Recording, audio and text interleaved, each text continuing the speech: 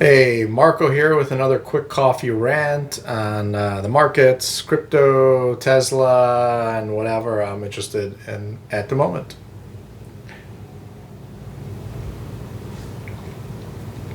So, Tesla had a pretty strong day today, along with the other major indexes. The S&P up about 1%, the Nasdaq a bit more than that, maybe 2%, and Tesla was up over 3%.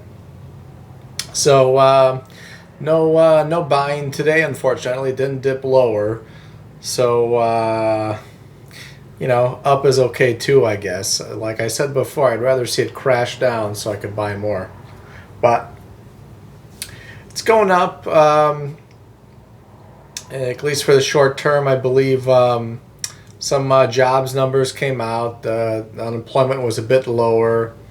I think more states, unfortunately, are also kind of cracking down on unemployment a bit early and try to force people into accepting lower wage jobs before businesses are forced to pay higher wages that are more fair and are kind of necessary in today's economy. Crypto markets also starting to recover a bit. I'm not sure it's been widely reported, but a big reason for the crash is that, or one possible reason is that China made a type of formal ban on cryptocurrency being linked with financial institutions, where there's a ban on that being done openly, and it is a blow to crypto in the China market. On the other hand, America doesn't seem to have followed suit at all. Perhaps this is a place for them to feel like they can get ahead and simply collect additional revenue, instead pointing out that crypto transactions over $10,000 will have to be reported, similar to bank transactions. And this is likely the government seeing this as a way to collect additional tax revenue in the future. Unless, of course, crypto becomes so popular that that taxation is. I guess taxation would always be enforced, but the idea of crypto is if it gets so popular that governments kind of lose some of their power and they're not able to inflate away your money supply. But for that, crypto has a long way to go to get to that level. So we shall see. So Bitcoin's recovering. I'm still optimistic about Bitcoin in the future. More optimistic about Ethereum. Somewhat optimistic about Dogecoin, the least out of all of them, but there is some rumor that Elon Musk has a crypto wallet that he maybe got for fun, but it could be as big as $1.5 billion that he isn't selling anytime soon. It's kind of said that he would never sell it.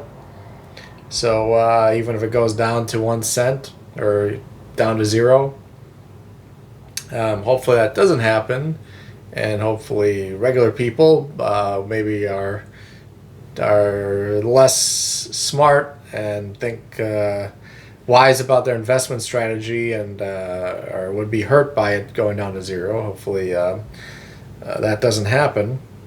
But the real deal right now with Dogecoin is that you've got like 4 part-time developers who are working on it, compared to like something like Ethereum. You've got hundreds, if not thousands, of people working on it. They've already had NFTs have already come out of it. Decentralized finance has already come out of it as smart contracts. Bitcoin. You've got people evangelizing about it. You've got developers are working on Bitcoin still, and maybe eventually Layer 2 and the Lightning Network will happen to make transactions cheaper, but it's been coming for a long time, so we'll see if it ever happens. But Yeah, Dogecoin doesn't seem realistic that it's going to make some big technological advance in the technology with only 4 people who are halfway serious about developing it, and it was started as a joke. So it'll be interesting in the future if Elon Musk is able to make anything happen with Dogecoin. Seems difficult. Maybe he'll end up making his own crypto. I think that might be the best way to go, although he has a lot on his plate. So we'll see what happens there. Hopefully there's an orderly transition if support is withdrawn from Dogecoin. I'm sure with any kind of official announcement from Elon on starting a new crypto would probably result in an instant cratering of Dogecoin. There's not much universal support for it. It's kind of propped up mostly by Elon at this point, it seems like. I mean, it's like a joke thing, and it's been at some value for a long time, but well, still very bullish, optimistic about Tesla long term. 1, 2 years, 5 years, no question. Ford revealed their F-150 electric pickup truck the other day. Starting price of, like, it said $40K, but then you dig into it more and it's really $43K because you're going through dealers still. So who knows what price you're going to get. You got to sit the dealer for 4 hours, talk to the manager. They got to sell you the mats for another $5,000 or whatever the hell they try to do over there. That's only for a 230-mile battery. Most people are going to want to get at least the $50,000 F-150, which is hopefully has a 300-mile range battery. But the features aren't bad. It has a really cool big front trunk. The frunk is kind of pops up, and it's like all storage. Pretty big. Smaller bed, like 5.5 feet. I believe the Cybertruck is 6.5 feet. Specs wise, doesn't really hold up to the Cybertruck, but more traditional looking, like the regular Ford truck, and it'll be an improvement to a regular Ford F-150 pickup truck. So it's still a win-win for all involved. Some people will just never buy a Cybertruck based on looks alone, so then they got the Ford F-150, so that's a good thing.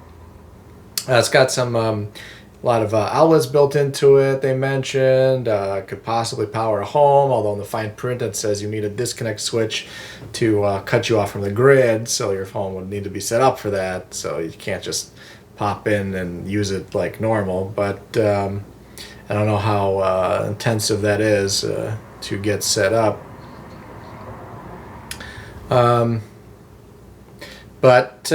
Yeah, for myself, much rather have a Cybertruck. You know, you got to drive a Warthog from Halo in real life. Stainless steel, you never have to worry about the paint. The specs are better. Tesla has the supercharger network. It's going to have the better software. It's going to have better updates. It's going to have the full air suspension standard.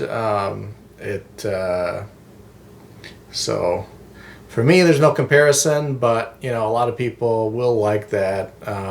You get a lot of regular people thinking that Ford stock is going to take off because of this.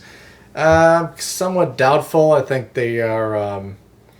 There's a tailwind coming with the new regulatory environment and the tax credits and rebates and all that, but you know, they still got a big gas legacy business that they got to deal with. They got the dealerships. They got a lot of things that are going to hold them back and slow them down.